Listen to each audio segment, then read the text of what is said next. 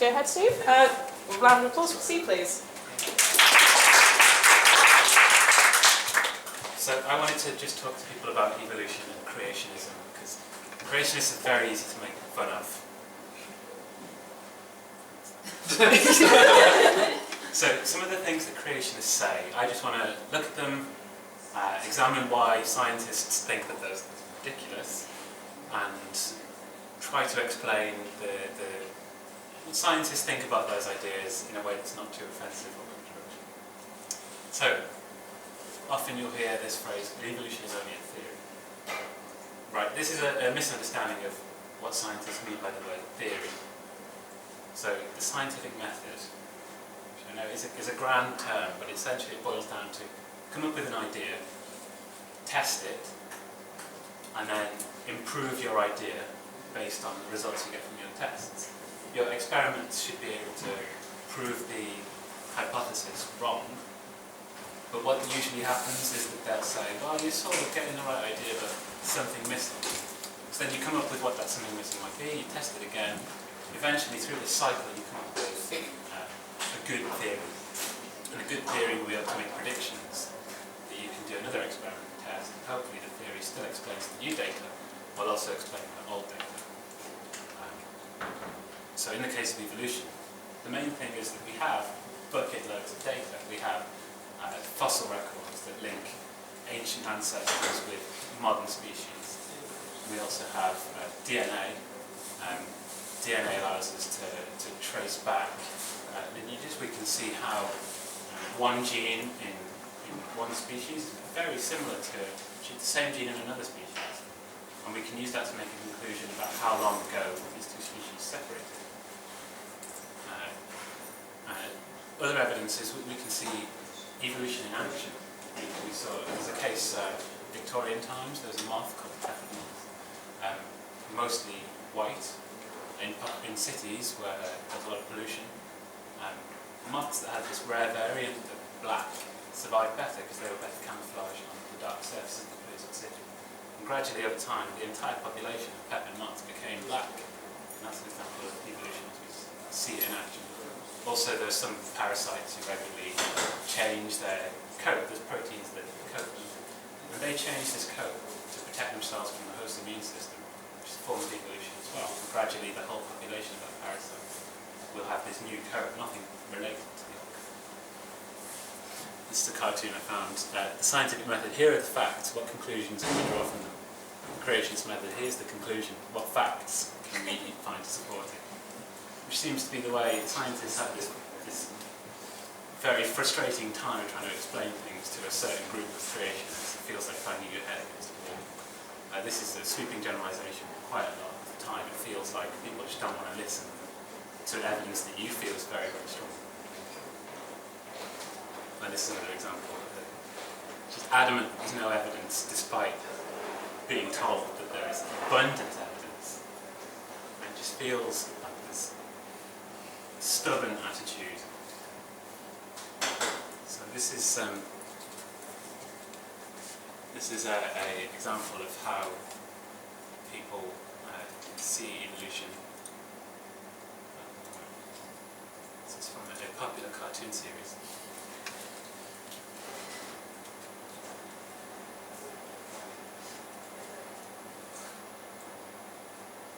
I think you've probably all seen this.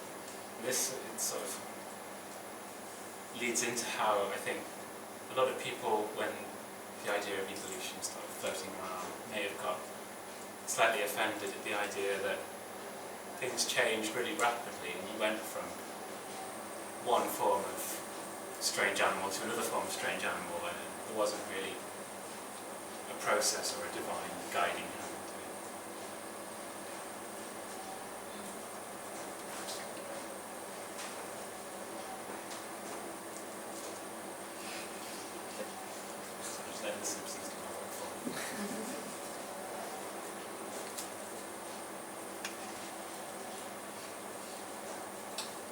One of the things I'm going to come on to later is the idea that some people are really offended by the idea that we came from apes, and some people are really offended by, or really confused by the thing that if we came from apes, why are there still apes? Which is something I'll move on to.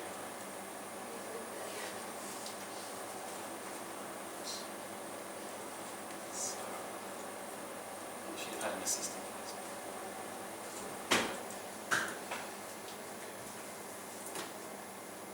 So yeah, man evolved from the ape. That's right. How come we've still got apes? This is something I'd never thought someone would be confused about, but it turns out not everyone took a GCSE in biology. So if you haven't had this explanation, you may be a little bit sketchy on things. But essentially, it boils down to things called ecological niches.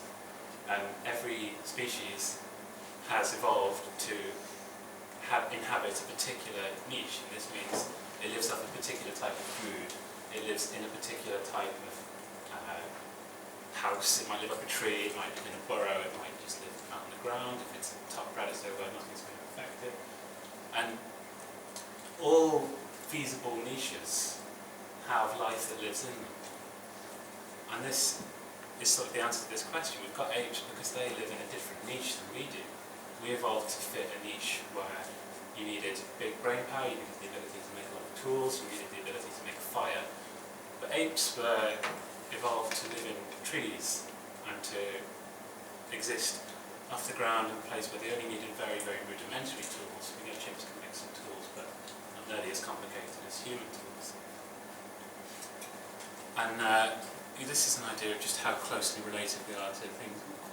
Even our closest relations are quite far away, but you can see that from one ancestor we've divided, we are as evolved as our equivalent apes. We're as evolved as the chimpanzee, we're as evolved as the gorillas, but we've evolved to fit a different niche.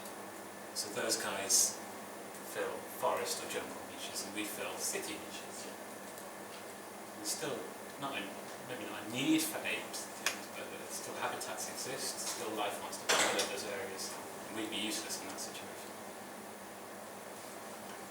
When half a wing is no use. So this sort of implies that if you were evolving a wing, it would come out first of all tiny and spindly, and gradually grow out and extend like that. And that's not really the case. If I use an example of a tree frog, I don't know if any of you saw the Bill Bailey Alfred Russel Wallace documentary. It was just on. So he looked at this tree frog that Alfred Russel Wallace had looked at decades ago. It doesn't have any wings. It has webbed forearms and webbed legs, webbed feet. But it can spring and it can glide for 5-10 meters just quite happily with those. So this, although they're not wings, although they're just little flaps of skin, they are useful. But you can see how if another frog had a mutation that caused it to have bigger hands and bigger flaps, that would lead it to be able to glide further, escape more predators, go on to breed more, pass its genes on. And this is the way we get the evolution of things like wings. Things like eyes. The eyes are always cited as too complicated to have evolved, and something that can't have sprung up in one generation.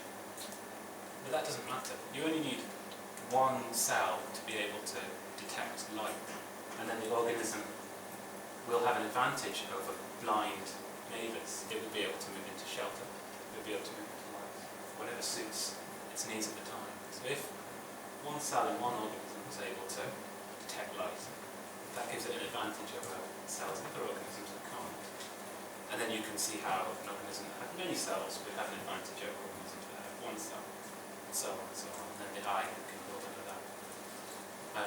Also things like flippers. Flippers, if you examine the flipper of a whale, you can identify every single bone that humans have in their arms. Just different lengths and different orientations. So you can see how from one ancestor, some guys got long arms, some guys got short, stumpy flippers, flat things. Both from the same origin, but in one there must have been an advantage to having flattened a lot of things, and in one there was an advantage to having manipulable, many-jointed things. And this is an example, just to directly refute that, of a butterfly that seems quite remarkable. It seems quite happy with only half a wing on one side. I think this is the last big creationist argument I wanted to hammer into. So people, this isn't so much an argument as a point that even biologists get confused about sometimes. We say evolution is random, and this is liked by people who are anti-evolution because it suggests that we're just as likely to get like a cat as we are to get something that just can't move, is just a lump of flesh sat there, and at any point a cat's offspring could evolve to have these properties, which isn't quite true. What is random is genetic mutation. But evolution itself depends on natural selection. Natural selection is a very strict set of rules. The organism has to be able to outcompete what came before. It has to be able to breed more efficiently or be more appealing to the rest of its species. It has to be able to fight for food better or something that gives it an advantage. And if it doesn't, then that mutation will be selected out and it won't go on to evolve, you won't go on to get species that way. But it's the mutations that are random. So the first step is random. From then on, it's a very controlled process. Now this is another Simpsons bit.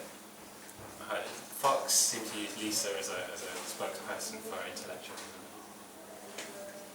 She's tricking Flanders into saying he believes in natural selection. Could you read what's on there? So, Mr. Flanders, how did you make these amazing fish? Actually, God made some fish that's pretty close to these, so naturally we selected those for further breeding. So that natural selection was the origin of this species? Yeah, that's exactly... Whoa, you almost got me. Yeah, this is another feature on it. I don't listen to evolution, but I have to protect my kids from understanding. So I'm not saying that I can refute every creationist argument directly off the top of my head.